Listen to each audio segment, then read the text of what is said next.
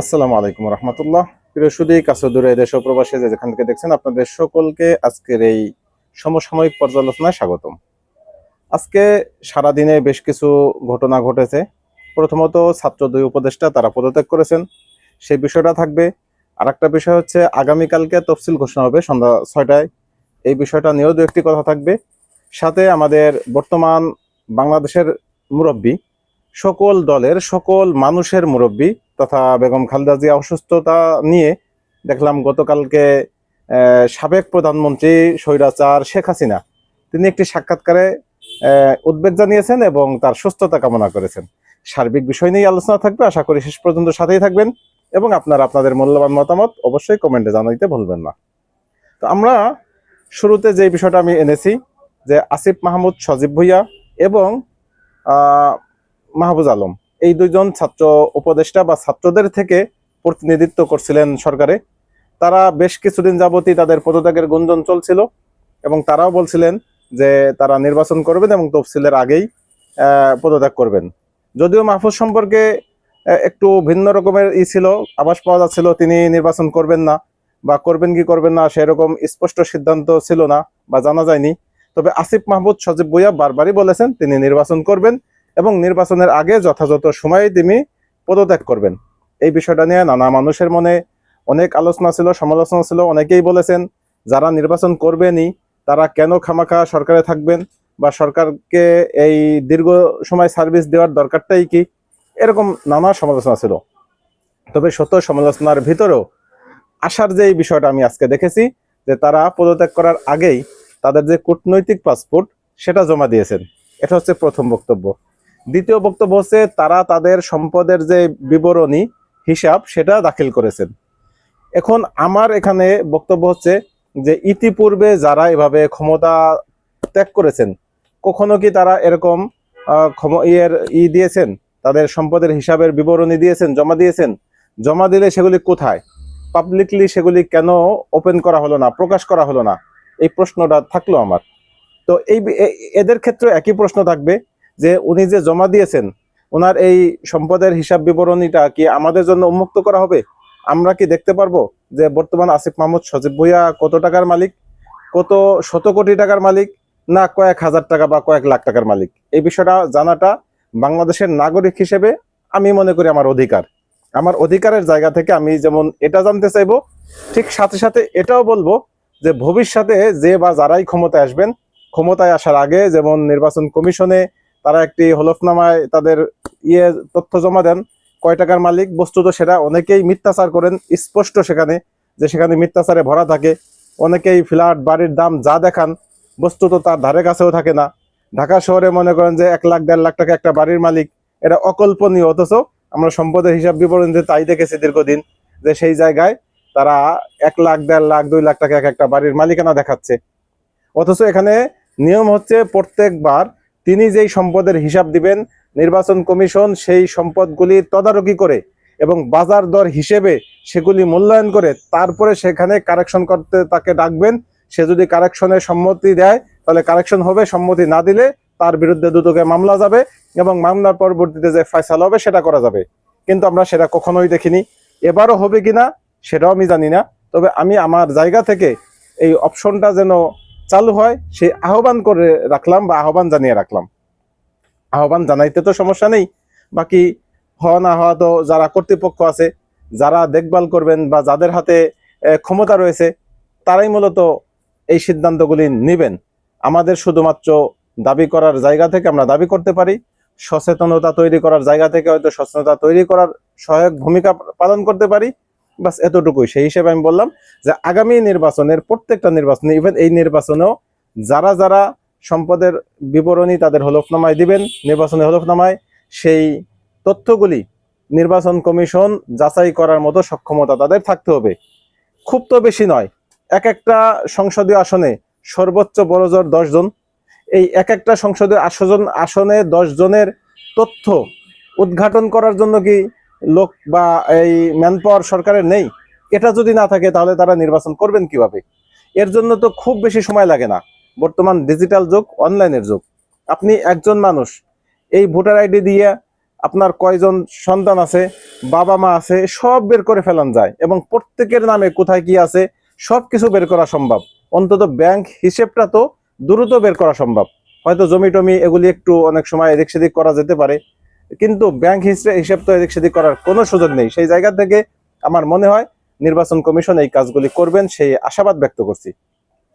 দ্বিতীয় যে বিষয়টা, যে আমাদের বর্তমান বাংলাদেশের সবচেয়ে গ্রহণযোগ্য ব্যক্তি বা মুরব্বী বেগম খালেদা জিয়া বেশ কিছুদিন যাবৎ তিনি অসুস্থ। তার অসুস্থতার পরে বেশ কিছুদিন তাকে লন্ডনে নেওয়ার একটি কথা ছিল। ইন দ্য মিন টাইম ভাড়াও করা হয়েছে অ্যাম্বুলেন্স, কিন্তু পরবর্তীতে সেই অ্যাম্বুলেন্স আসেনি বিভিন্ন কারণে। তার মূল কারণ আমি যেটা বুঝেছি বা মনে করেছি সেটা হচ্ছে বেগম খালেদা জিয়ার শারীরিক অবস্থা, শারীরিক কন্ডিশন এতটাই খারাপ যে তাকে এই লং টাইম জার্নি করে লন্ডনে নেওয়ার মতো অবস্থায় তিনি নেই। অনেকেই তো গুজব ছড়িয়েছেন, বিশেষ করে কিছু গুজববাজ আছে, তার ভিতরে যদি মঞ্জুর আলম পান্না এই জাতীয় কিছু গুজববাজ আছে, তাদের কাজ হচ্ছে গুজব রটানো। তারা বারবার বলেছেন যে খালেদা জিয়া ডেড, তিনি মারা গিয়েছেন, তিনি জীবিত নয়, বা তার এই মৃত্যুকে ঢেকে রেখে একটা নাটক মঞ্চস্থ করা হচ্ছে। এবং আওয়ামী লীগের নানা পেজ থেকে এই খবরগুলি আমরা বিভিন্ন সময় পেয়েছি, কিন্তু সর্বশেষ আজকে দেখলাম আওয়ামী লীগের নাটের যে গুরু বা এই সকল নাটকের যেই মহানায়িকা অর্থাৎ মনস্টার শেখ হাসিনা, তিনি এই বেগম খালেদা জিয়ার অসুস্থতার জন্য উদ্বেগ জানিয়েছেন এবং তার সুস্থতা কামনা করেছেন। বিষয়টা অনেকটা হাস্যকর। কেন? কারণ এই হাসিনাই কিন্তু তাকে তিলে তিলে শেষ করেছেন জেলখানায় আবদ্ধ রেখে। কি মামলা? একেবারে নাথিং, 2 কোটি টাকার একটি মামলা। সেই মামলাটা তাও আত্মসাদেরও মামলা না। আপনি একটা জায়গা থেকে বা একটা অ্যাকাউন্ট থেকে আর একটা অ্যাকাউন্টে ট্রান্সফার কেন করলো, এই টাকাটা কেন সরাইলো, শুধু এতটুকু অপরাধ, এটা নাকি অপরাধ, অনেক বড় ধরনের অপরাধ। এই অপরাধের দায়ে তাকে সাজা দিয়েছিল। অথচ এই টাকাটা কিন্তু রাষ্ট্রেরও টাকা না, একটা ট্রাস্টের টাকা, সেই হিসেবে রাষ্ট্র মালিক। কিন্তু এমন না যে রাষ্ট্রের একটা টাকা সে মেরে খেয়েছে বা রাষ্ট্রের কোনো একটা ফান্ড থেকে টাকা ডাকাইতি করেছে বা রাষ্ট্রের কোনো সম্পদ সে আত্মসাৎ করে ফেলেছে, বিষয়টা এরকম না। রাষ্ট্র প্রত্যেকটা ট্রাস্টের মালিক, সেই হিসেবে রাষ্ট্র এই জায়গায় মালিকানা দাবি করে বা এই জায়গায় রাষ্ট্র মালিক, সেটা ঠিক আছে। কিন্তু আদতে কি টাকাটা মেরেছে কিনা, তাদের ইন্টেনশনটা কি ছিল, তাদের চিন্তা চেতনা কি ছিল, এই কোনো কিছু তখন বিচারের বিষয় ছিল না। বরং একটাই উদ্দেশ্য ছিল হাসিনার, যে কোনোভাবেই হোক খালেদাকে একটা সাজা দিতে হবে, সাজা দিয়ে তাকে কনভিক্টেড করে নির্বাচনের অনুপযুক্ত করে জেলখানায় আবদ্ধ রেখে তাকে পয়জনিং এর মাধ্যমে তিলে তিলে শেষ করে দেওয়া হবে। এই পয়জনিং এর বিষয়টা কিন্তু শুধু আমি বলছি প্রথম তা নয়, বরং এই বিষয়টা মোটামুটি ব্যাপক আকারে প্রসিদ্ধ। কয়েকদিন আগে জনাব রিজভী সাহেবও বলেছেন, এছাড়া অনেক ডাক্তারও বলেছেন, পিনাকি ভট্টাচার্য এই বিষয় নিয়ে কয়েকটা ভিডিও বানিয়েছেন, যে তাকে যে পয়জনিং দেওয়া হয়েছে, পয়জনিং এর বিষক্রিয়া কি কি ক্ষতিকর জিনিস হতে পারে বা কি কি সমস্যা, সিমটমটা কি, সব তিনি ডিটেলস উল্লেখ করেছেন।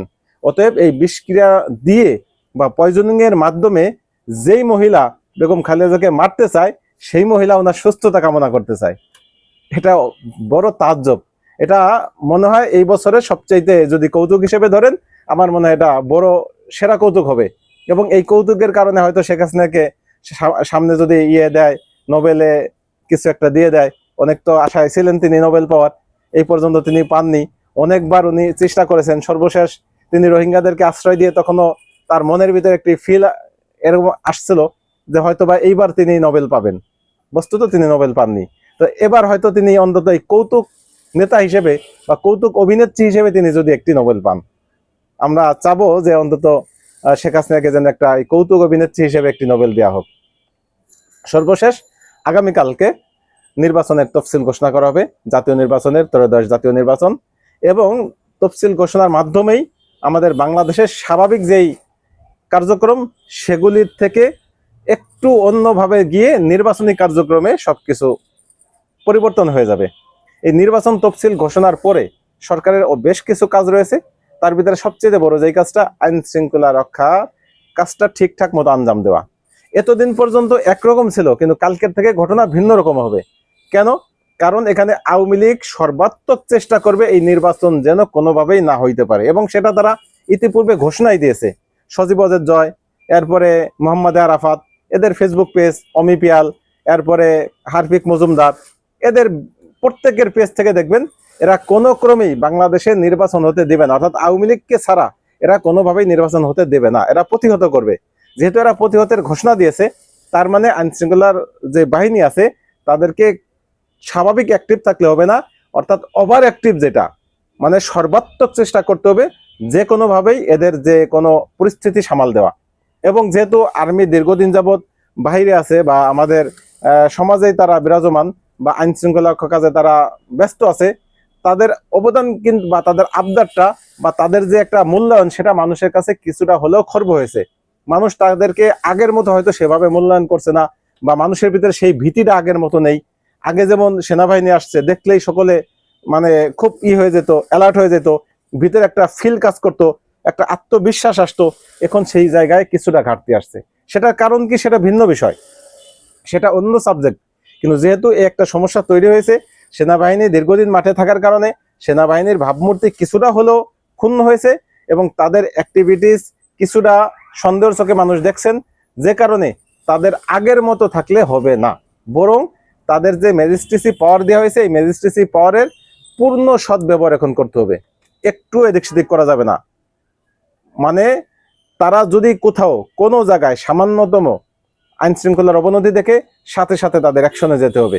কারণ এখন কিন্তু এই টোটাল আইন শৃঙ্খলার কাজটা, এটা দায়িত্বটা বর্তাবে নির্বাচন কমিশনের উপরে। নির্বাচন কমিশন যেভাবে যেভাবে চাবেন সেভাবে হবে। অতএব এই নির্বাচন কমিশন, যেহেতু এই নির্বাচনটা দীর্ঘ 17 বছরের পরে, 18 বছর পরে একটি নির্বাচন, যে নির্বাচনে অন্তত 35-36 বছর বয়সে মানুষ জীবনে প্রথম ভোট দিবে, 35 বছরের মানুষ জীবনে তারা ভোটই দিতে পারেনি, এমন মানুষের সংখ্যা প্রায় 40%। 12 কোটি ভোটারের ভিতরে প্রায় 40% ভোটার হচ্ছে যারা জীবনে ভোট দেয়নি। তো এই ভোটারদের যে একটা রয়েছে আস্থা, সেই আস্থাটা যদি আপনারা ধরে রাখতে চান, ইতিপূর্বে আপনারা বারবার বলেছেন, ডক্টর ইউনূস সাহেব অনেকবার বলেছে যে এই নির্বাচনটা হবে স্মরণীয় একটি নির্বাচন এবং স্মরণকালের সেরা নির্বাচন। সেটা যদি করতে চান তাহলে এই নড়ে বড়ে যেই আমাদের আইন শৃঙ্খলা বাহিনী, এই বাহিনী দিয়ে কোনোভাবেই উৎরানো যাবে না। বরং এই জায়গায় আমার মনে হয় যে যদি প্রয়োজনে আজকের ভিতরেই হইলেও এটা চলে যে স্বরাষ্ট্র উপদেষ্টাকে পরিবর্তন করে এমন অ্যাক্টিভ একজন স্বরাষ্ট্র উপদেষ্টা, এমন একজন খুব চৌকস একজন স্বরাষ্ট্র উপদেষ্টা, যিনি যার কথায় মানুষ এক ঘাটে পানি খাওয়ার মতো অবস্থা হবে, যার কথাতেই মানুষের ভিতরে একটি আস্থা এবং ভয় দুটোটাই কাজ করবে। কিন্তু এই স্বরাষ্ট্র উপদেষ্টা তিনি সৎ, হয়তো তিনি অনেক ভালো মানুষ, কিন্তু তিনি স্বরাষ্ট্র উপদেষ্টার যোগ্য কিনা এই প্রশ্নটা কিন্তু অনেকেরই আছে, আমার নিজেরও আছে, এবং এই প্রশ্নটা আমি ইতিপূর্বেও করেছি, আজকে আবারও করে রাখলাম। অতএব এই জায়গায় থেকে আমি মনে হয়, আমার আশঙ্কা যে সরকার আদৌ একটি সুষ্ঠু নির্বাচন করতে পারবেন কিনা, যেটা আরো বেশ কিছু গুজব বাজরা তো বলছেন ইতিপূর্বে। যেমন আমি গতকালকের ভিডিওতে বলেছি, সাংবাদিক জিল্লুর রহমান তিনি বলেছেন যে নির্বাচনই হবে না, এই সরকার কোনো নির্বাচনই দিতে পারবে না। আমি হয়তো তাদের মতো সেই বিষয়টা সেভাবে মূল্যায়ন করছি না, তবে আমি আশঙ্কা করছি যে হয়তোবা এই সরকার একটা হযবরল নির্বাচন উপহার দিতে যাচ্ছেন, বা নির্বাচনের যেই আইন শৃঙ্খলার যেই অবস্থাটা সেটা হয়তো তারা ঠিকঠাক বজায় রাখতে পারবেন না, বা সুন্দর একটি নির্বাচন উপহার দিতে পারবেন না, সেটা আমার আশঙ্কা। আশা করি সরকার সব আশঙ্কা উড়িয়ে দিয়ে এবং সকল পরিস্থিতি সামাল দিয়ে তারা সুন্দর একটি ইতিহাসের সেরা একটি নির্বাচন উপহার দিবেন, সেই প্রত্যাশা এবং কামনা করেই আজকের ভিডিওটি এখানে শেষ করছি। ভালো থাকবেন, আল্লাহ হাফেজ, আসসালামু আলাইকুম ওয়া রাহমাতুল্লাহি ওয়া বারাকাতুহু।